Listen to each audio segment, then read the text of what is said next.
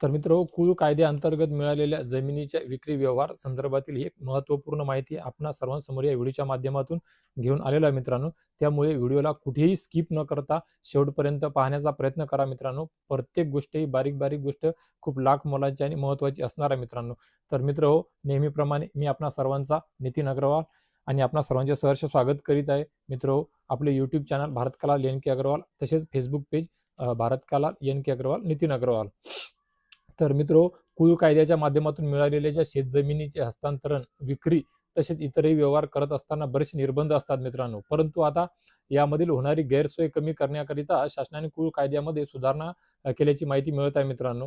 ज्यामुळे आता काही अटी शर्ती असणार, परंतु आता ही विक्रीची जी प्रोसेस ही प्रक्रिया आहे ती सोपी होत आहे मित्र अगोदर जमीन मालक झालेल्या कुळाला दिले जाणारे प्रमाणपत्र हे मुंबई कुळ वहिवाट व शेत जमीन अधिनियम 1948 हैदराबाद कुळ वहिवाट अधिनियम 1950 किंवा विदर्भातील अधिनियम 1958 अन्वये दिले जाते. या अधिनियमानुसार पूर्वी अशा जमिनींच्या विक्रीकरिता किंवा गहाण देणगी अदलाबदल यासारख्या व्यवहारांकरिता उपविभागीय अधिकाऱ्यांची परवानगी बंधनकारक असायची. परंतु आता नवीन सुधारणा अन्वये प्रमाणपत्र मिळाल्यानंतर 10 वर्ष पूर्ण झालेल्या जमिनीच्या विक्रीकरिता परवानगीची आवश्यकता नसणार आहे मित्रांनो, लक्षात घ्या. याचाच अर्थ असा होतो की 10 वर्ष झालेली व्यक्ती कुळ जमिनीचा स्वतंत्र मालक म्हणून व्यवहार करू शकते मित्रांनो. पण याकरिता काही अटी शर्ती आहेत मित्रांनो. म्हणजे पूर्वीप्रमाणे 10 वर्ष पूर्ण झाले नसतील तर उपविभागीय अधिकाऱ्यांची परवानगी घेणे बंधनकारक असणार आहे. म्हणजे या जमिनीचा विक्रीचा व्यवहार करत असताना काही गोष्टी कराव्या लागणार आहेत मित्रांनो. तर त्या गोष्टी कोणत्या आहेत ते सुद्धा आपण जाणून घेणार आहे मित्रांनो. कारण की तेवढेच हा विषय खूप गंभीर आहे, संवेदनशील आहे. त्यामुळे सर्वच गोष्टी बारकाईने ऐका आणि पहा, लक्ष द्या मित्रांनो. तर विक्रीपूर्व मानस किंवा हेतू तलाठी कार्यालयाकडे म्हणजेच की तहसीलदारांकडे लेखी अर्जाद्वारे कळवावे लागेल. नंतर अर्ज मिळाल्यावर तहसीलदार 2 दिवसाच्या आत त्या जमिनीच्या आकारणीच्या 40 पट नजराना रक्कम निश्चित करून नंतर ती रक्कम भरण्याकरिता आवश्यक चलन कुळाला देतील.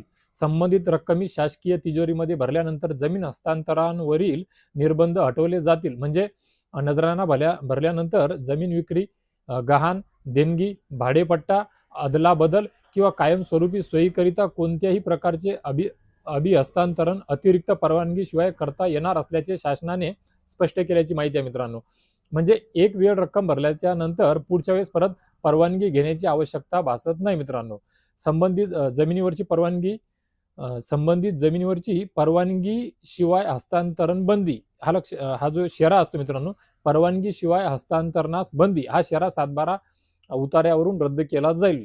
विशेष बाब, जमीन खरेदी करणारी व्यक्ती शेतकरी असणे आवश्यक आहे. सोबतच ती खरेदी करणारी व्यक्ती शेतकरी असणे सुद्धा आवश्यक आहे. सोबतच ती व्यक्ती महाराष्ट्र शेतजमीन म्हणजे कमाल धारण मर्यादेच्या अधिनियम 1961 नुसार अनुमती असलेल्या मर्यादेपेक्षा जास्त जमीनधारक नसावी. जमिनीच्या तुकडेबंदी प्रतिबंधक अधिनियम 1947 नुसार व्यवहारामध्ये तुकडेबंदी होणार नाही याची देखील खात्री करणे यामध्ये सुद्धा खूप आवश्यक असणार आहे मित्रांनो.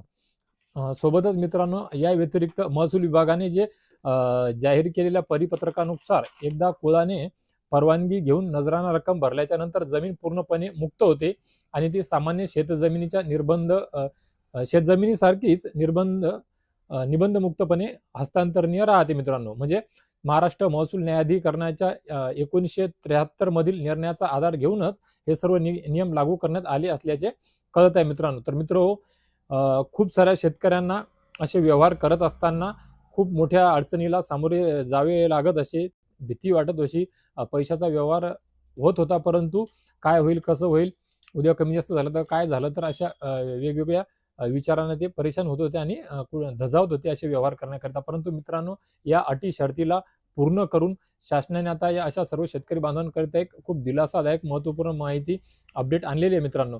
तर नक्कीच मी आशा करतो की नेहमीप्रमाणे आपणा सर्व शेतकरी बांधवांकरिता ही जी माहिती आहे या व्हिडिओच्या माध्यमातून मी आपणा सर्वांपर्यंत जी पोहोचवण्याचा प्रयत्न केलेला आहे ते आपणा सर्वांना खूप आवश्यक आणि लाख मोलाची वाटली असेल मित्रांनो. तर या प्रकारे अशीच माहिती आपणा सर्वांपर्यंत मी पोहोचू शकेल याकरिता माझ्या चॅनलला सबस्क्राईब करा, पेजला फॉलो करा, व्हिडिओला लाईक करा, बेल आयकॉनचे बटन दाबा आणि इतर शेतकरी बांधवांपर्यंत, शेतकरी पुत्रांपर्यंत ही माहिती पोहोचावी याकरिता या व्हिडिओला सुद्धा त्या सर्व शेतकरी बांधवांपर्यंत, शेतकरी पुत्रांपर्यंत सर्वदूर शेअर करा मित्रांनो.